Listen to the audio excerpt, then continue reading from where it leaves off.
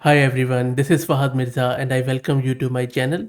I am truly excited to share with you this modern BERT embed model from Nomic AI. They have done a wonderful job in fine-tuning the modern BERT model and they have created a new embedding model.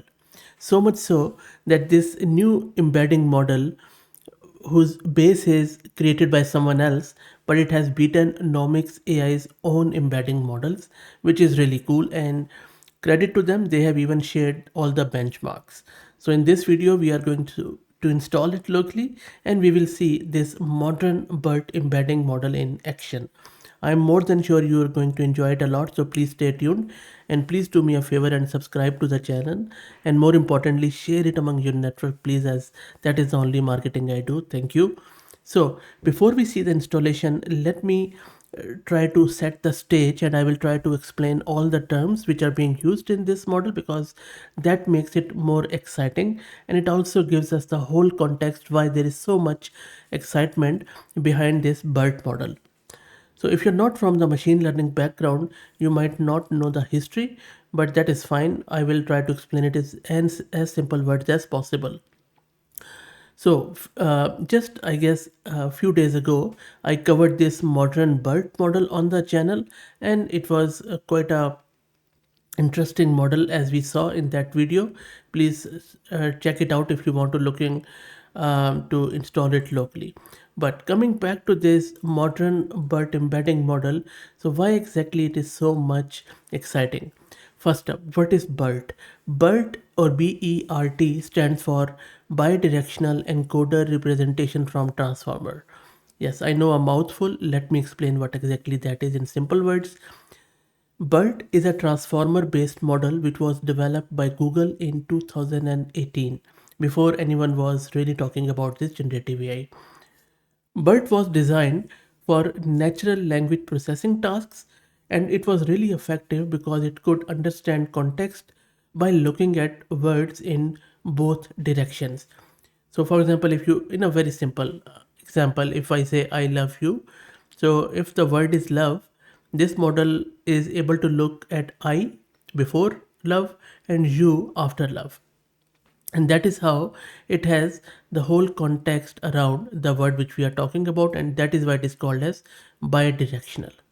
So and then, so this is a B stands for bidirectional, and now you know what is meant by bidirectional. Then we have encoder.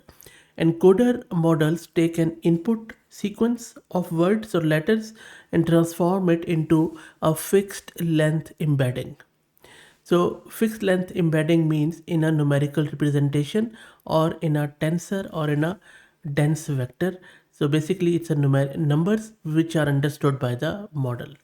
And when it is easier to compare the numbers instead of the letters, because then you can find the similarities between them. So that is where these models excel, by the way. So this is what encoder is. And if you're wondering if this is encoder, what is decoder? Decoder models generate sequence on the basis of the previous words or previous tokens. That is what they do. But let's focus on this modern BERT one. So B is bidirectional, E is encoder, and then we have representation from transformer. Transformer architecture, you already know it is based on attention. It throws it light on a whole context at the same time and takes everything under the context, and that is why we have so much advancement in generative AI these days. So this was BERT for you. So what modern BERT has done is that it's an advancement over BERT with architectural updates and enhanced efficiency. It aims to improve performance while maintaining the core strengths of BERT. It incorporates recent advances like rotary positional embedding and GEGLU layers for improved efficiency and understanding. So what uh, this means in simple words is that BERT was released in 2018, but then since then, especially last year, we had a lot of improvements in rotary positional embedding and other GEGLU layers and a lot of other things. So they have taken the recent advancements, they have fused those into the older BERT one, and they have released this modern BERT. So modern BERT is built on the strength of BERT by incorporating modern advancement, making it suitable for wide range of application. And one of those application is this embedding. Now, coming to this embedding, so what Nomic AI has done, they have released this modern BERT embedding model, which is trained from modern BERT base model, bringing the new advances of this modern BERT to embeddings. So they have trained this on Nomic Embed weakly supervised and supervised dataset, and it also supports Matryoshka representation learning, which basically reduce the dimension, and that is how you can have it running on a lesser memory. But that is, we already have covered the Matryoshka and stuff on the channel in simple words. Anyway, so this is what modern BERT embedding is. And if you don't know what embedding models do, they are primarily used in RAG or retrieval augmented generation, where we provide our own data to the models. I will throw some more light on it as we progress in the video, but now let's get it installed and then I will see it in show you it in action. Also, before that, let me give a huge thanks to our good friends at Mast Compute who are sponsoring the VM and GPU for this video. If you're looking to rent a GPU on very affordable prices, I will drop the link to their website in video's description. Plus, I'm also going to give you a coupon code of 50% discount on range of GPUs, so do check them out. This is my Ubuntu system, and this is my GPU card NVIDIA RTX 6000 with 48 GB of VRAM courtesy Mast Compute. Okay, so this is a URL. So I will start by creating a virtual environment with Conda, and then we will install all the prerequisites. And if you don't know what Conda is, again, please search my channel. So let's wait for this to get created. And now let me install the prerequisites, the torch and transformer. Make sure you install the transformers from the source. You can also use it with sentence transformer and few other stuff, but I'm just going to go with the transformers library. And now let me launch my Jupyter notebook in the browser environment. Okay, so let's first import the libraries and download the model. So in this code, what we are going to do, we are going to generate the dense vector representation or embeddings with the help of ModernBERT embed model. And then we will use it to search queries and documents, and then we will try to do the semantic search or similarity search. So the objective is to find relevant documents for a given query based on their semantic meaning. If you look at this code in front of you in this first cell, we are importing the necessary libraries like PyTorch and Hugging Face Transformer, and then we are loading the ModernBERT embed base model and its corresponding tokenizer. Okay, and then this mean pooling function, this is pretty interesting. So we will be using it to encode queries and documents, and then this will be used to aggregate the token embeddings into a single vector representation for each query and document, and I will show you the query and document shortly, but let's run it. So it has started downloading the model. As you can see, there is only one tensor, or it's a very small model, just under 600 meg. And the model is downloaded.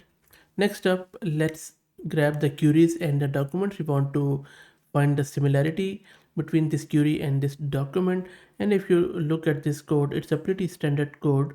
So as I said, the encoded queries and documents are being passed through the model to generate embeddings.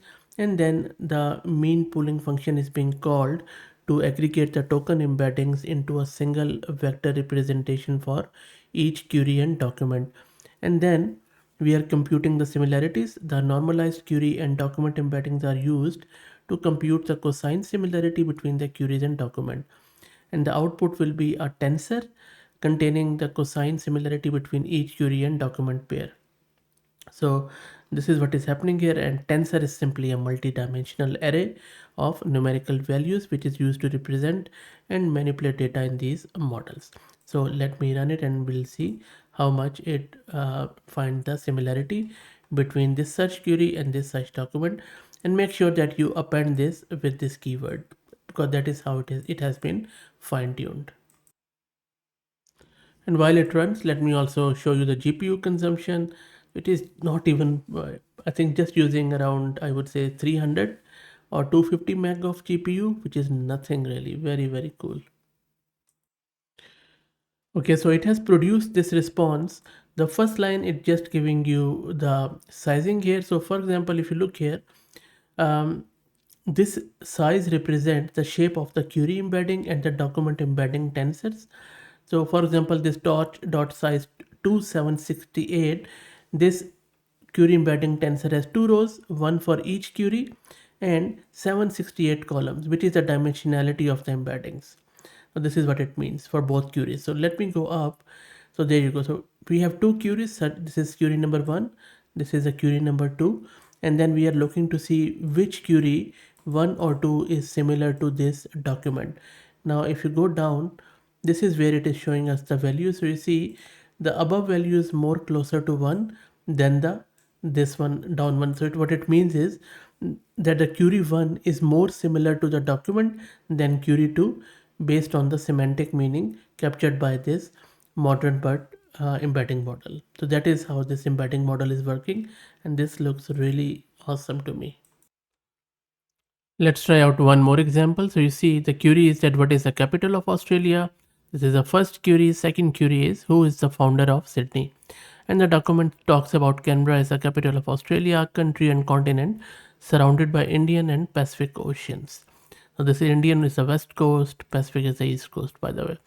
Anyway, so let's run it.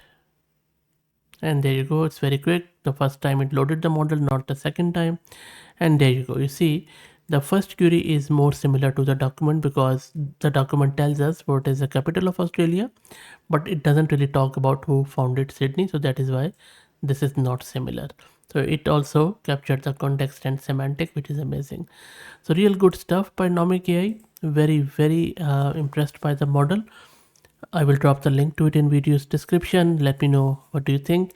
Please do me a favor, and if you like the content, subscribe to the channel. If you're already subscribed, please share it among your network as it helps. Thank you for watching.